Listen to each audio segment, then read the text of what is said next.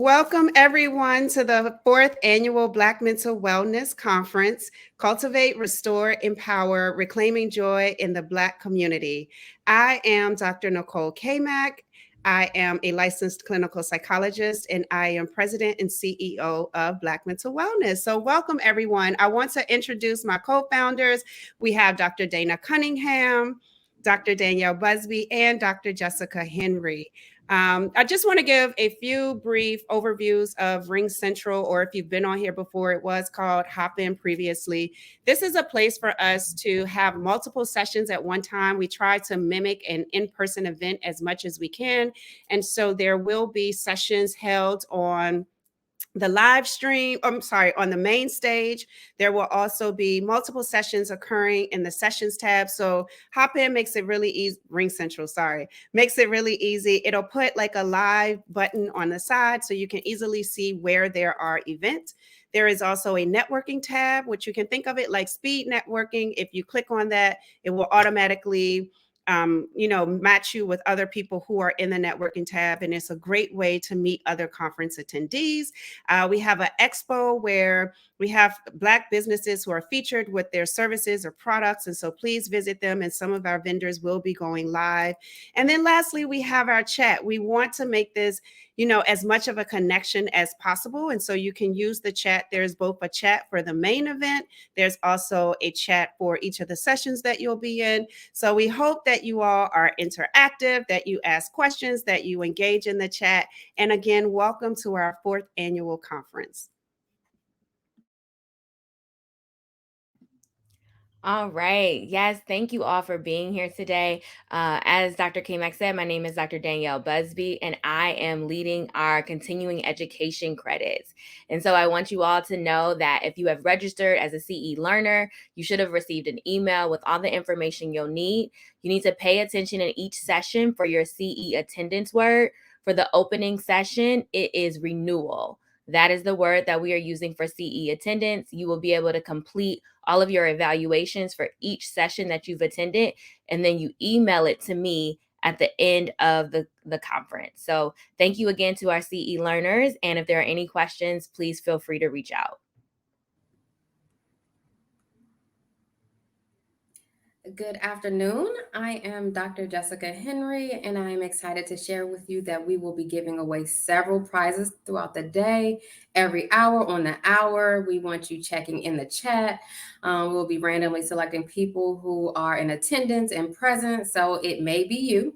We will be giving away the confirmations, calming affirmations for confidence boost, guided workbook and activity workbook to several attendees today and we will also be giving away our big prize at the end of the conference, which will be our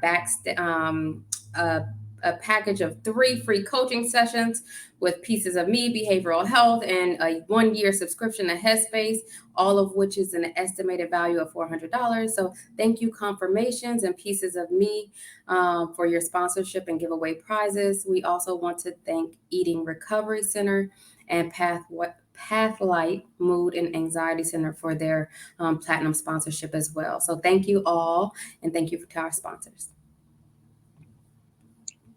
All right, and now I have the esteemed honor of introducing our amazing panelists who will be joining us today, Dr. Jennifer Mullan. She is a dynamic international speaker, professor, healer, spiritualist, scholar, activist, and is widely known as the Rage Doctor. Trained as a clinical psychologist, Dr. Jennifer Mullan birthed Decolonizing Therapy, a psychological evolution that weaves together political, ancestral, therapeutic, and global well-being.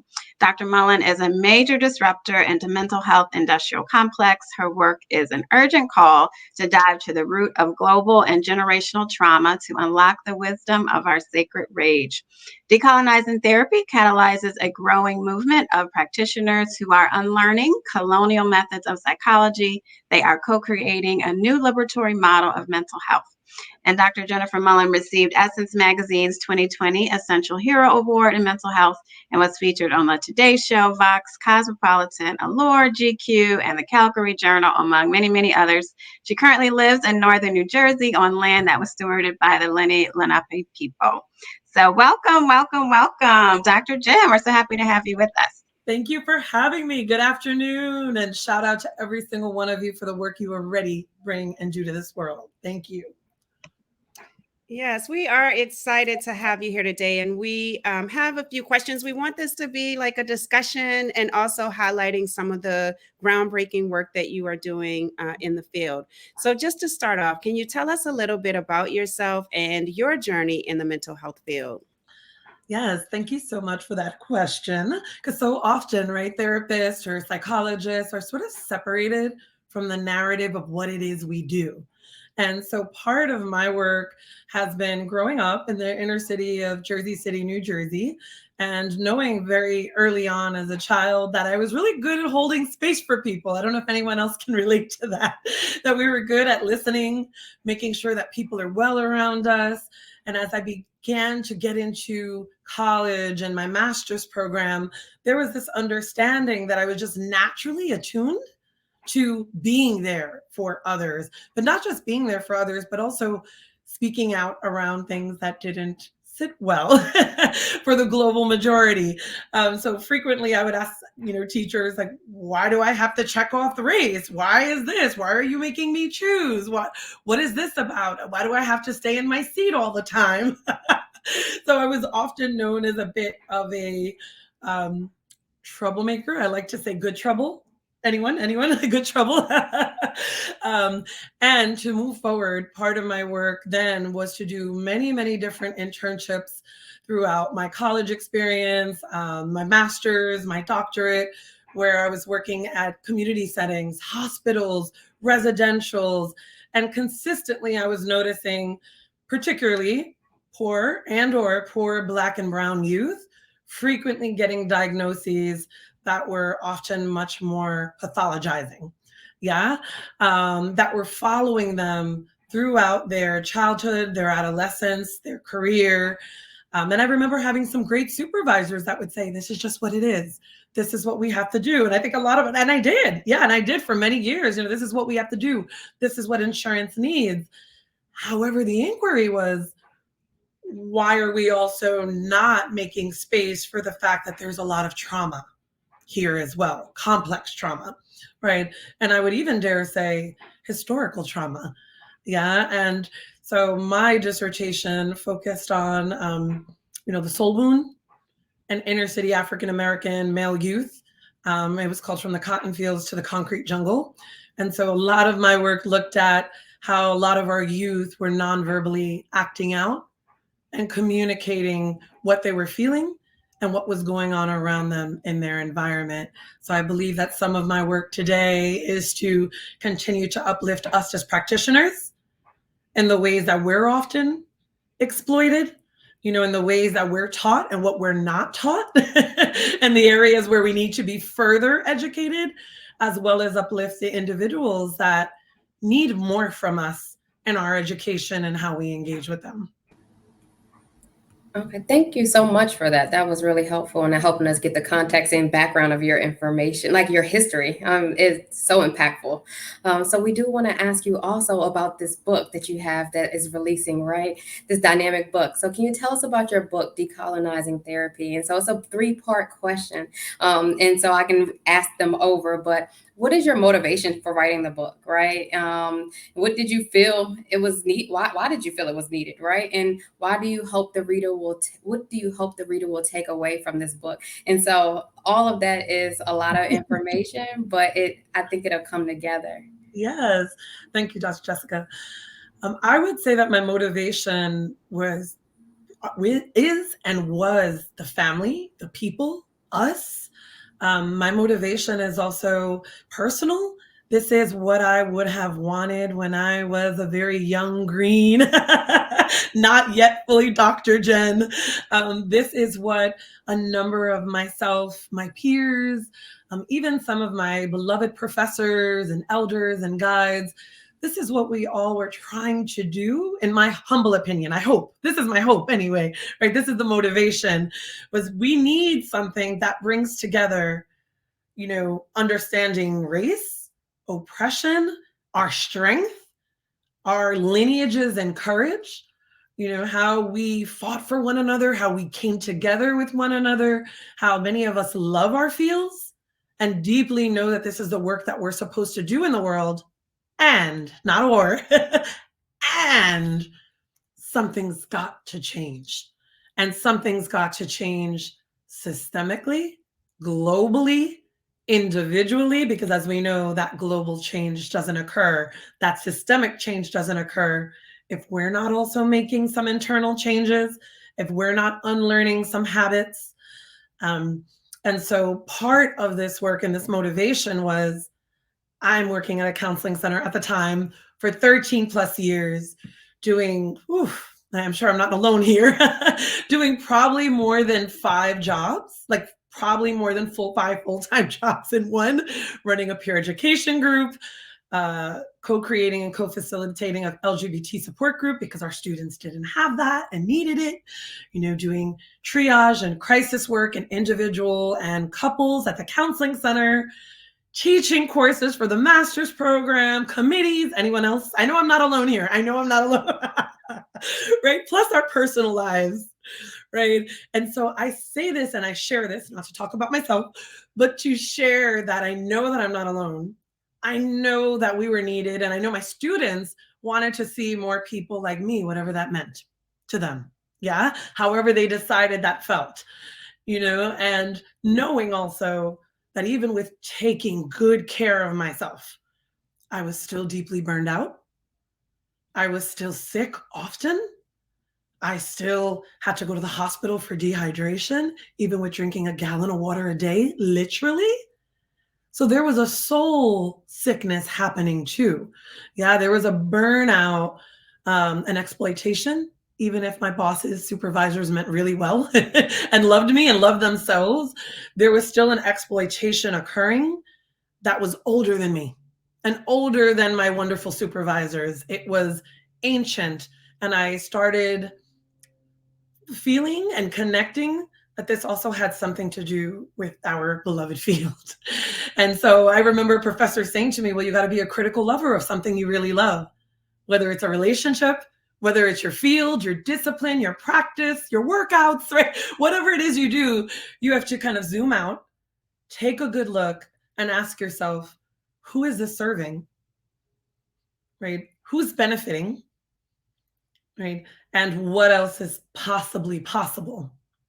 And as I began asking these questions, never alone, usually in community, with friends, with colleagues, sometimes with clients when it was appropriate, when they were asking for more, or when their spirituality came up, and I'm thinking, is this a diagnosis? Is this just part of their religion? Right? All of this, these questions were coming up. And so all of this was part of the motivation.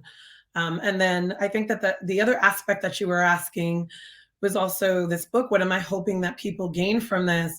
I'm hoping that we all realize that we are brilliant. We do, most of us. We're brilliant at what we do. And not only are times changing, who we are serving and working with, the world, right? Large global majority are asking for something different as well, collectively. We are in the midst of deep grief that is often suffocated. Shout out to Dr. Tashel Bordell, who talks about suffocated grief with young Black youth, as well as disenfranchised grief. Shout out to Dr. Maria Yellowhorse Braveheart and Bonnie and Roberto Duran, who talk about a grief that a people, a culture, a world experiences, and yet we're not fully allowed the space, the time, the social consciousness to take that space to say, oh no, I can't get out of bed for a while, or I just want to sing and be with my children today, right? Or I just want to play and have lightness, okay, right?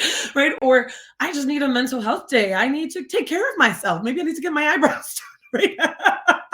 Right? But there's no time for that, like literally, figuratively, maybe financially for some of us, right? Don't get me started on student loan debt.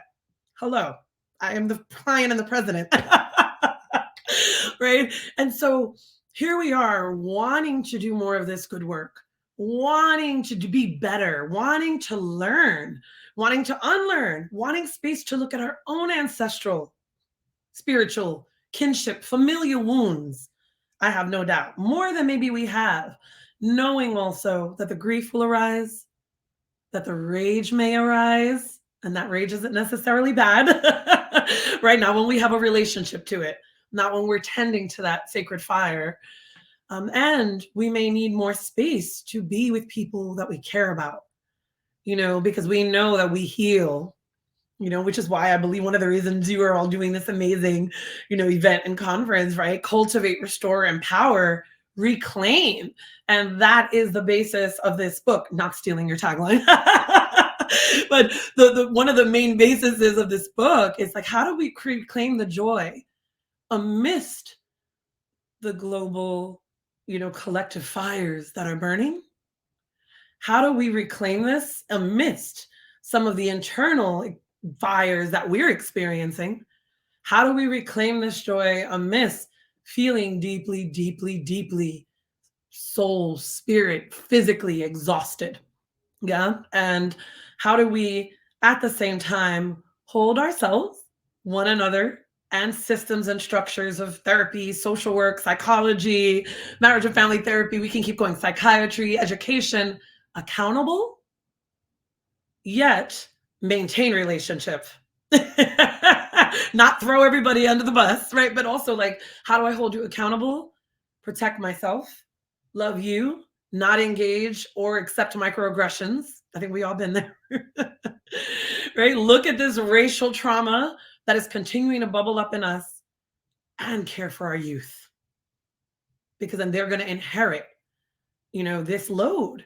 Or maybe perhaps many of them are already feeling it, because we're noticing increasing rates, of youth hospitalized, violence, like real big, intense violence, harm on self, a lot of youth not wanting to be alive, right? A lot of youth not being accepted for their gender identities, sexual orientation, belief systems. Even if we don't agree with it, we can acknowledge that there is a whole different generation here that is desiring accountability all across the board and desiring to be seen and heard. And so, long response, you called it. But another part of this, I would say, is the what do I want you to get is a closer relationship to yourself, a closer relationship to understanding that I'm not the C word, I'm not crazy, right? That what I'm feeling, what I'm experiencing, that I'm not alone in this. I want people to decide, hey, maybe we should come together. Maybe we should talk about this, right? Maybe we should reevaluate what works. Maybe we should sit down if we're in community practice or mental health practice or nonprofit, or if I'm in my individual practice, who I need to bring in from the community to help me do my work. What re-education do I need, right? Where am I not my strongest? And so I'm desiring, hoping, fingers crossed, hand on heart, I'm desiring for folks to be reignited by this work, to get support for the work, and to say also no more. We're not going to be exploited in this way. Yeah. Right. And I don't have to do this alone. I don't have to risk my job, my health, my family, my safety, that I'm going to do this with you. So I want people to grab the book and be like, blank, yeah. Right. I want people to get fired up and have moments of rocking back and forth and getting teary. I want people to grab something, open it up, read it, put it down and say, no more today. Okay, that was a lot. I want people to understand that rage and grief don't need to be pathologized, that we have a right to be heavy, sick, tired, effing enraged.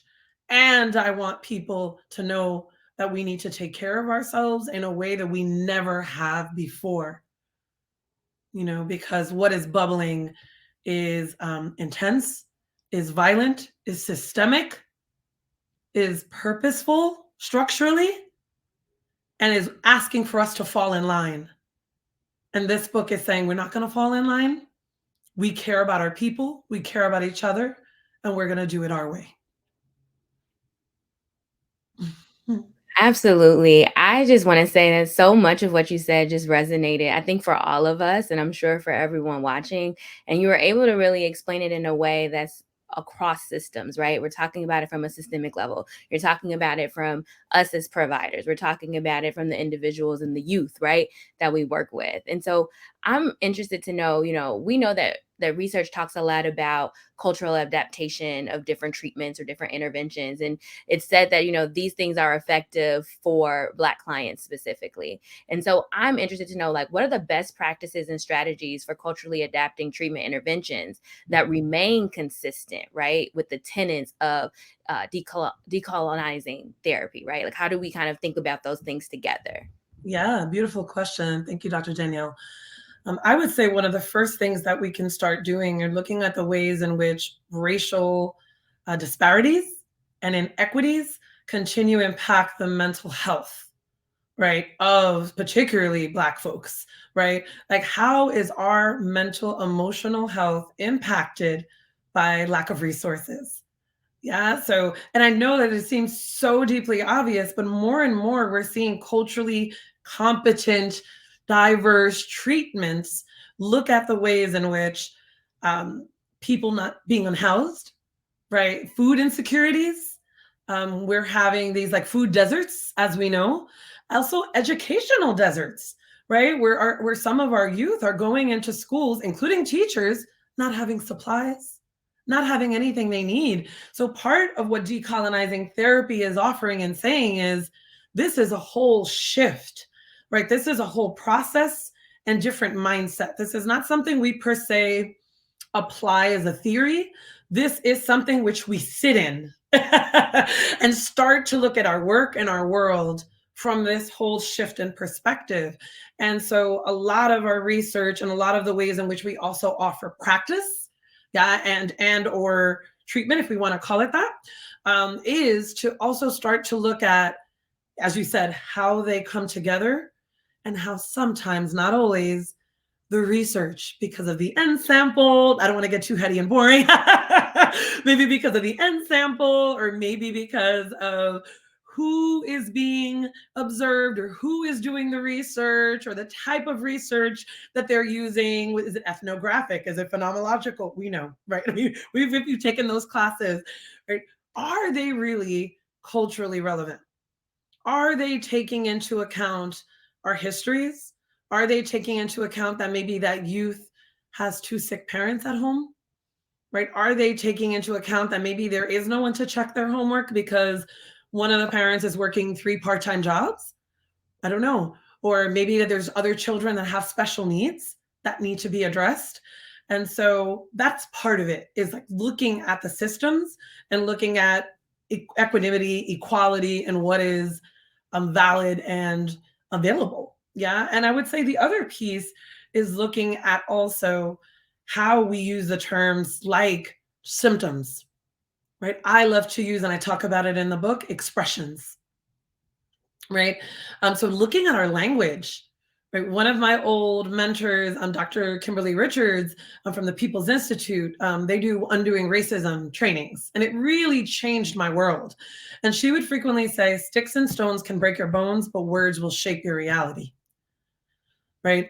And so when we say words, that can just go over our head and we can overthink that. But the invitation is like, termination sessions. I wonder how that might land with someone that has lost a child or had a terminated pregnancy, right?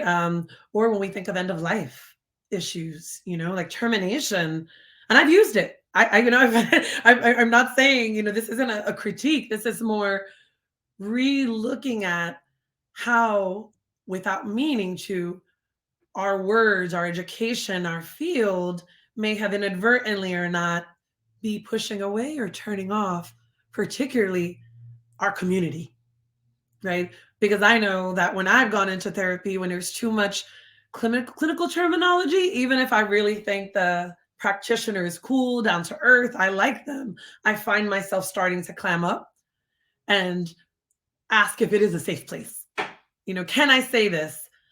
Or will you report me, right? Or will you, right? How much can I say? How real can I be about my anger or my rage? Yeah. And so I think it's important to also, again, as I said, expressions, right? Maybe instead of symptoms, expressions, because I think expression doesn't so much blame an individual, doesn't make us feel sick, right? As a symptom, I start thinking, oh, symptoms, I have a sore throat, or my side hurts, or I have a headache, really looking at expressions, because that's letting us know that our responses are healthy expressions, perhaps, to a very unwell society. And so I would say another piece to that is looking at the ways in which what theories and what interventions, excuse me, we decide to use, right? So I know that I was deeply indoctrinated, trained in, like CBT. Again, no shade to CBT, right? A lot of my first time students really needed to look at their thought process, all or nothing thinking, whether something they were minimizing or not, really, really helpful. But CBT and psychodynamic, as we know, can be super helpful, gives us a frame, and, right, our two theories, right? Have we learned about Dr. Frederick Hinkling, a Jamaican psychiatrist? He has now departed, who has done so much work and reduced the rate of hospitalization in Jamaica by over 60%, right, when he was alive. And these were individuals that were hospitalized long-term. Right? Have we learned from some of our indigenous healthcare practitioners? Have we learned from Nancy Boyd Franklin? Have you heard from, we can keep going on with different names and people, again, whose theories are highlighted. Why? Right? Not that their theories can't be helpful, but where is our medicine? Right? And where do we get to also talk about how our culture, because we're in it, best thrives? And again, research, right? Just thinking about, what are we researching? Why are we researching this? Who is doing the researching? And doesn't our storytelling also have validity? Doesn't our passed down medicine also have validity? Another important thing I need to say is that oftentimes our field is co-opting and appropriating a lot of healing techniques from our global people, right? So in particular, Black folks, right? So there's a lot that has been taken from us from tapping, believe it or not, from mindfulness practices, art therapy, drama therapy, a lot of that comes from the ways, in particular, that Black folks survived the transatlantic slave trade and the whole institution and structures of slavery. Yeah.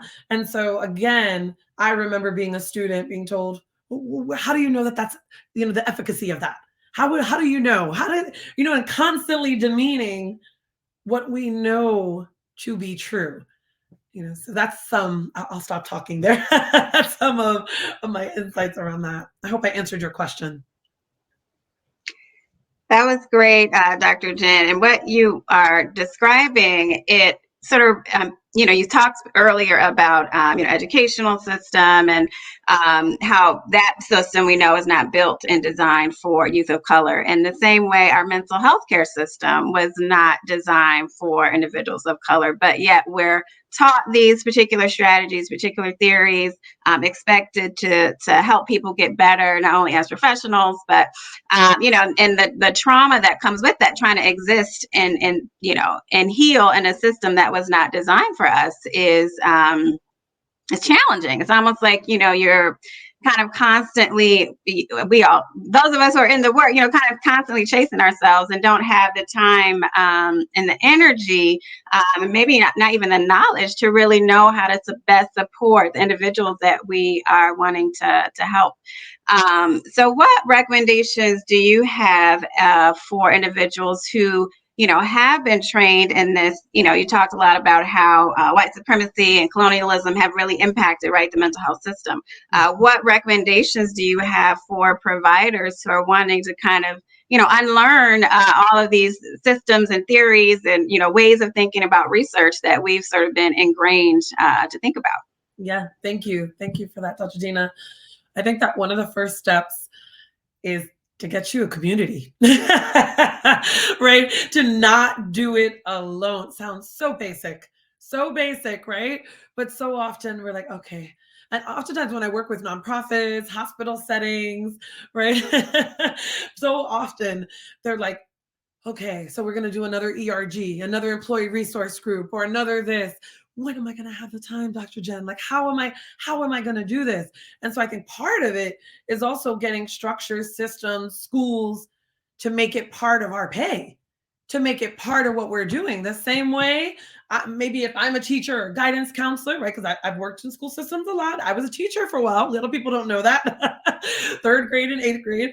But a lot of times what would happen is this like, okay, well, you can get paid for lunch duty. Well, then I also want to get paid for this group in which I am learning new things. I want to get paid for this training. I want to get, I want you to pay for this training, right? Because this is going to make me better at what I do. And so when we're in community and when we're in group together, it is harder to fire people. Just putting that out there. When there is a number of individuals, if you're speaking out, and our voices don't have to be screaming, or they could be. Our voices could be very clear with policy, with request, with papers in their inbox, right? And petitions, right? Things of that nature. I just wanted to say that. So I would say the second thing is ensure that you're clear on who your teacher or teachers are, right? So we don't have to ingest and digest everything at once. I find that individuals are deeply running to try to figure out, okay, what do I need to learn? How do I be the best? I don't know about you, but that's how I was conditioned and trained as a psychologist. To know, to have answers, to figure things out, to be at the top of my game on everything. And when I couldn't figure something out, oftentimes I would internalize it, right? Or if someone didn't get better, okay, what am I doing differently? Okay, what do I need? It was a constant like chewing on it, even after hours.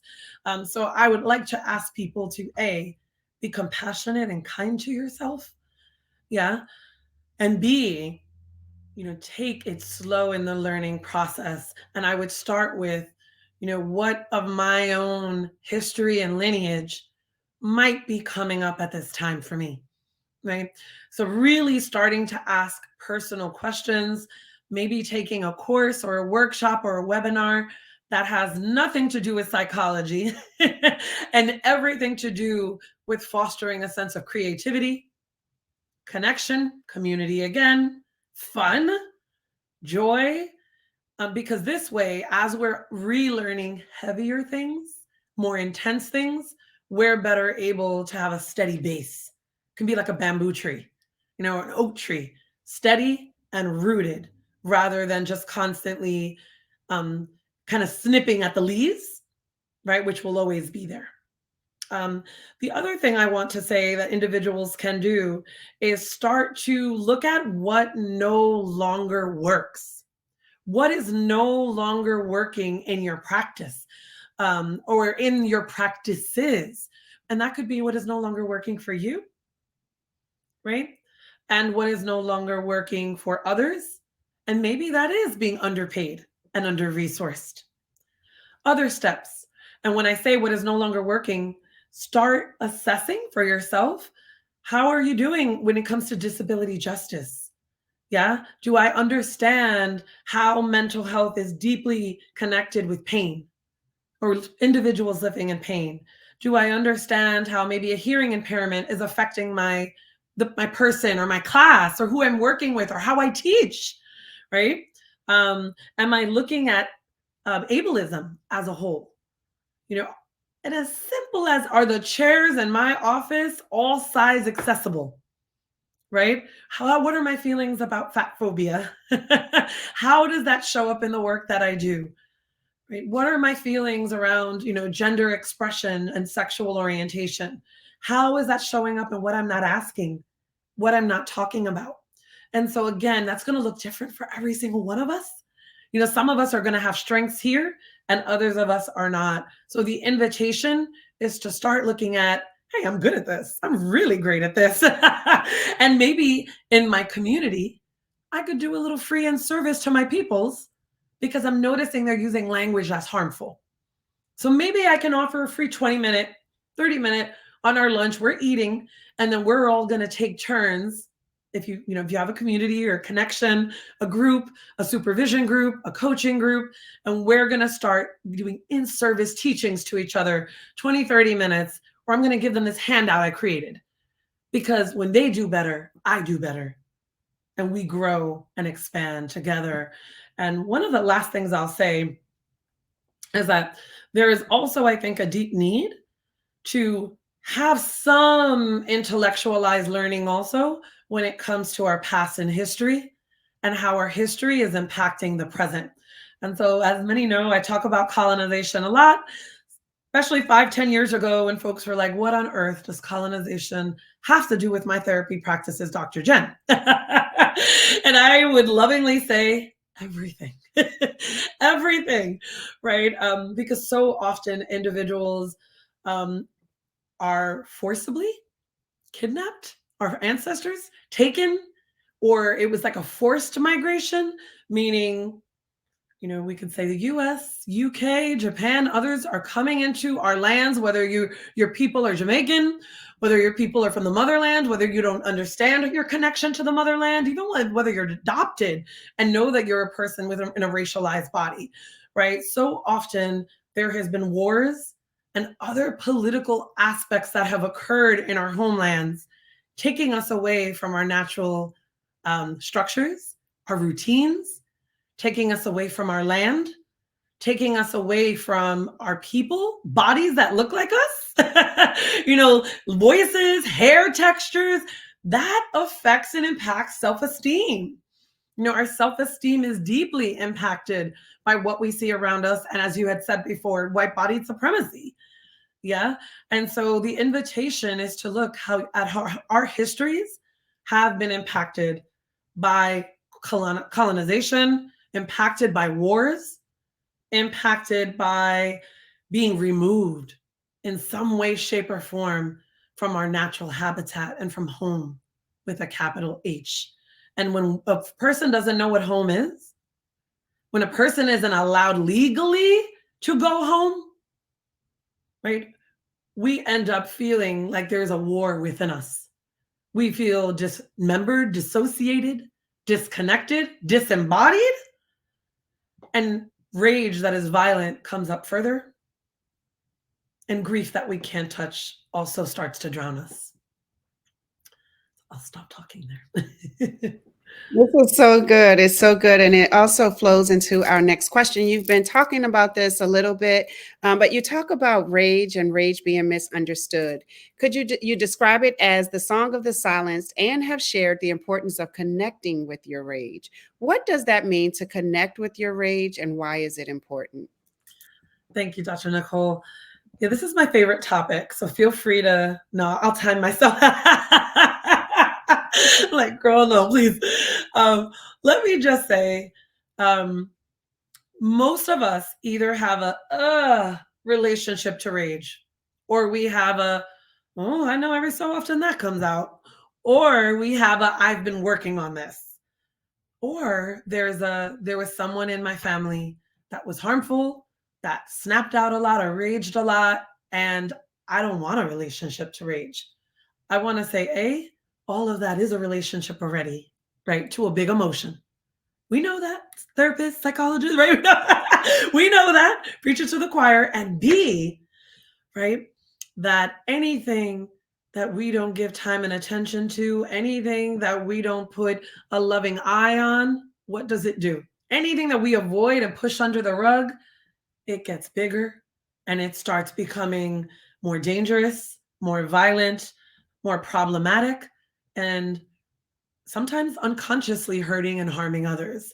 And so I would say that rage is the love child of ancestral trauma, grief, and shame. Okay? That rage is not anger, respectfully. That anger is, hurry up, you've been getting rest for 20 minutes, get ready, we're gonna be late, I can't take this, Anger is somebody cut me off, how dare you, whatever you think or say in your car. Anger is, someone's hurt me, that's a good friend. Rage, on the other hand, is ancestral, is old. It is a protector.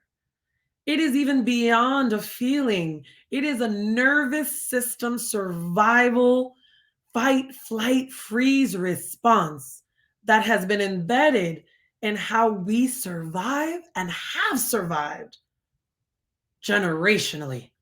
Yeah, I hope that makes sense. So, and to put it really clearly, our rage is our barometer. Our rage is our barometer, meaning, boundaries. If someone is, getting too close emotionally and we're not ready for it, we might feel the beginnings of rage. And so I tell everyone, form a relationship to understanding your rage child or your rage elder. For some of us, it might be an elder. For some of us, it might be a teenager. And what I mean by this is before you get to the point where you're snapping out, losing a moment or 2 or 5 minutes or 10 minutes, or you say something to your boss that you're going to regret, or you say something to your partner or your child that you're going to horribly regret, right? What I really, really ask people to do is take a shelf, take a little corner of your dresser, put a picture of you when you were a kid. Place a picture of you when you were at your most misunderstood. Maybe you were a little chubby, cute chubster like I was, right? And I was getting picked on all the time. And then occasionally, true story, don't judge me. I remember once flipping over a desk in school because that snap, right? Like, you keep picking up, and I just, right? And they were like, oh, Jennifer, we're going to have to put her in da-da-da-da-da. She can't be like this. But meanwhile, I had been saying, so-and-so's picking on me, so-and-so's picking on me, so-and-so's picking on me. So, right? That's a normal human response to protect. It's a normal human response to have this belly, stomach ache feeling. And some kids, you'll watch them shake. Some adults shake, right? And so forming this relationship with younger self, putting a picture of yourself on a corner. For some people, that might be an altar, a sacred space. For some people, it's your dresser. And I'm going to remember to look at this little picture of me. Maybe I'm going to add some candy there to remind me that I need sweetness in my life. Maybe every morning I'm just going to take 2 minutes, put my hand on my belly or my heart and say, today, allow me to be a great conduit for help and healing and wellness for other people, and allow me to walk in my sacred truth, right? Maybe for a few minutes you think, is there anything that my little rage child needs today? Is there anything that my rage elder needs today? Maybe you need to have a dance off with your kids to some Prince. I don't know, right? Maybe you need to silent scream. I live in an apartment building, so if I screamed at the top of my lungs, okay, dangerous. Or, silent scream in the shower. Pat your body safely, not too hard, right? Do some energy tapping and start screaming, or let yourself cry. Put your feet in the earth. If you live in a more rural area, if you can get away with screaming, I highly suggest it. Place your hands in the sand or the mud. Write out tons of promises you've made, tons of signature things you signed off on that you never agreed to, right? That you never emotionally agreed to or energetically agreed to, and rip them up. Rip them all up. Play music that is really powerful. So that's what I mean. When I say form a relationship to rage, form a relationship to what pisses you off. Form a relationship to that which is off limits. Form a relationship to the part of you that is not always classy and sassy.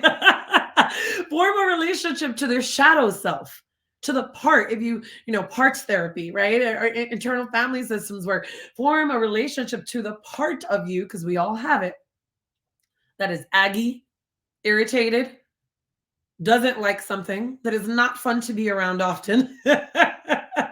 Right? Yes, Richard, right? Yeah, right. And again, the other thing I want to say is rage is fully and ultimately something that is bodily felt. It is somatic, right? And so sometimes you might notice, let's say if you have nieces, nephews, nibblings, children, right? You might see them like the shaking, as I said before. You might see that they start crying immediately and start wiping their tears. I've done it as an adult, right? The other thing is that rage also demands to be heard and seen, right? Sometimes, like our trauma experiences, right? So oftentimes, as an example, you might have had family members that have gone through very violent experiences, and we're told to keep it quiet. We're told, no, no, no, that's your aunt, uncle, right? If that's a teacher, that's not true. Or we're told to just simmer down, to shut up.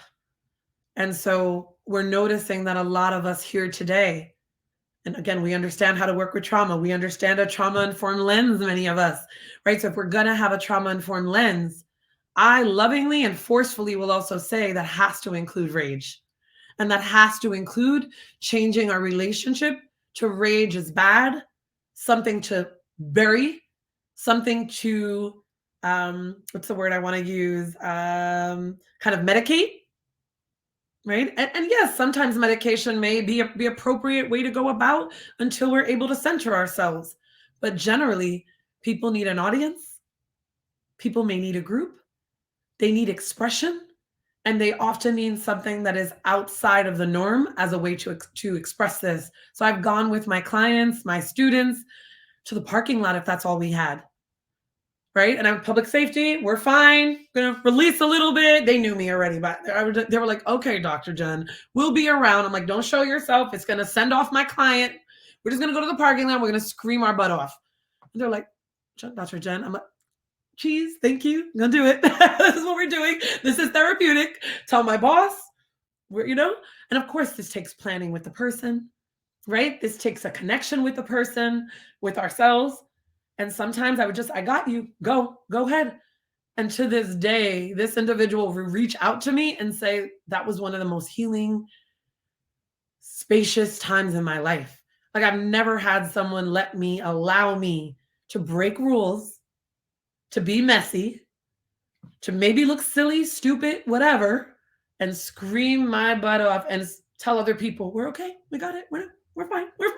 I got you, And so I'm inviting and I'm imploring all of us to go outside of the boxes a little bit. We don't always have to be good children, right? We don't always have to be the good ones, the martyrs, the heroes, we get to push the envelope in ways that are still healing and not harmful for the people that we serve.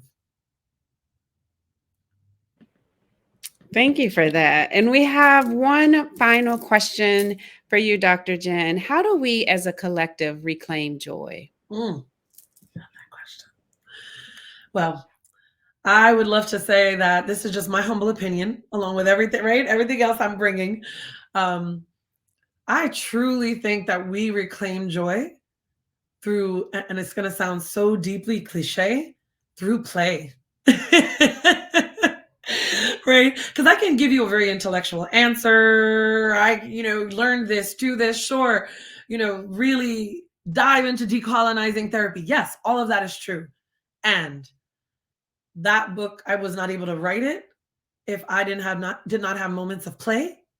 I would not have been able to write it if I wasn't taking an improv class and getting on the floor and acting like a snake and a chicken and being like, what am I doing? Why am I doing this? Right? Because I had to reclaim a part of me that felt innocent, that felt untouched by trauma, by worries about money, right? And not that, don't get me wrong, I had my own trauma history as a child, but when I was able to play with my dolls, when I was able to create fantasy worlds with spoons, when I was able to go to dancing school, for me personally, 8 times out of 10, I was able to step into another world and able to feel lighter, connected, and more connected to my body, right? I was more likely to connect with a joyous sense. And I remember learning in my grad school program that one of the number one ways that children deal with trauma and help heal trauma is through play. And the more I started thinking about that for myself, the more I realized, like when I work with latency age and smaller children, I would walk out smiling, even though what was going on with them was horrific. The play lightened me and brought me joy. And so I would say the play, bringing it back, playing with each other, playing games, asking questions. I would do this with my students too on retreats. Every time we would go to lunch, and I do this with my girlfriends as well, every time we go to lunch, we would say, okay, if you could be any character in a movie, who would you be and why? Right? That's a form of play for us too. It's sort of like teenage kid play. Whatever play means to you, I invite you to reconnect with it. Because right now we are going through so much violence, ethnic cleansing, loss, historical trauma is being resurrected, right? We feel disconnected and dissociated from ourselves more than ever. We're trying to look at our generational lineage and trauma, and yet at this and at the same time reclaim that medicine, reclaim that joy. And I don't know about you, but some of my beloved ancestors that survived on plantations in the Caribbean, in Central America, and in what is now known as the United States, all found ways to sneak out, and pray together or worship together, laugh together, right? Tell jokes together. And so, again, it might seem really simple, but but I feel that coming back to the simplicity often brings us to a place in ourselves that we forgot existed in the first place. I love that. And putting it together with how you talk about getting in touch with your younger self and even having that visual of a picture and making those connections between, as a kid, you use your imagination, just as you said, and you play and do all of these things. And somehow as an adult, there can be this disconnect. And so part of reclaiming that joy, both in, connecting to our younger selves and also allowing ourselves the freedom to play, because I think sometimes people are so rigid and feel like, I'm an adult, I can't do that. It's all of these rules that aren't even real. And so I love that. And I'm sitting here thinking like, oh, what can I do? So thank you for that. Does anyone have anything to add? Or I was trying to see if we had any questions come up in the chat.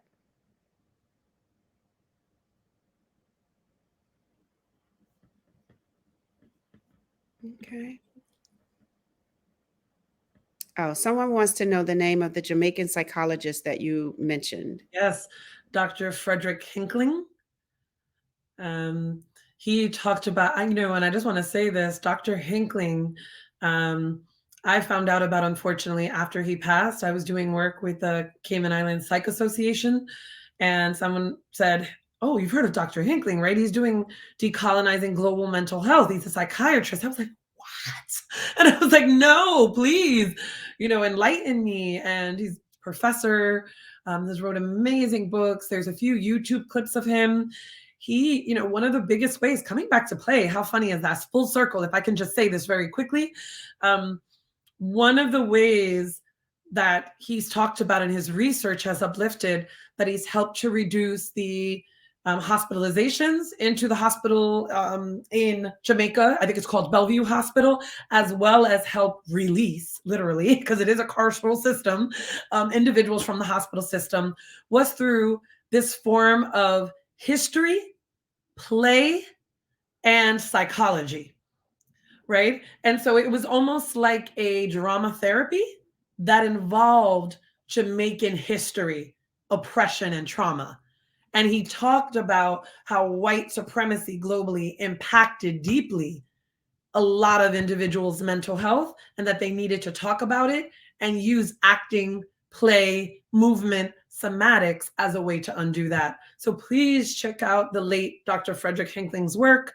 I just find his work absolutely amazing. And if you want to know more about decolonizing, especially related as it goes to neurology or neuroscience, Dr. Michael Yellowbird is doing a lot of wonderful work in what is now known as Canada. I just love uplifting individuals. And Dr. Rupa Myra just wrote a book, Inflamed, with Rosh Patel. And she is a phenomenal decolonial abolitionist medical doctor in California. And she's doing amazing, amazing work and holding deep medicine circles. So if you're interested in the medicine aspect of decolonizing, Dr. Rupa is your person.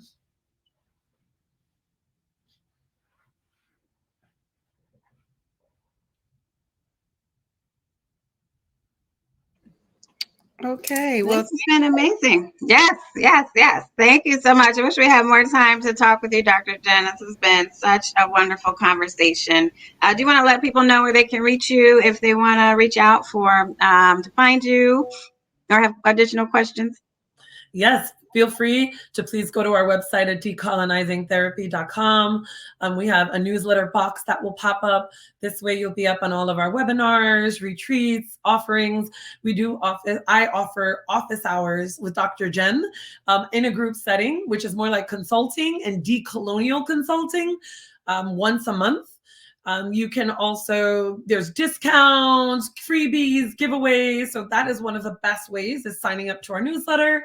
Also feel free on Instagram at Decolonizing Therapy or on Facebook as well. Thank you. Thank you for having me. It has been such a pleasure. Every single one of you are joy, joy, joy. And just thank you for this opportunity to have this conversation and to also highlight my book. Wait, I have to, isn't she cute? Yes, yes. Baby. I don't know why I feel like it's a baby. She's adorable. She's beautiful. Thank you so much. Thank you for this opportunity. Thank you. Thank you.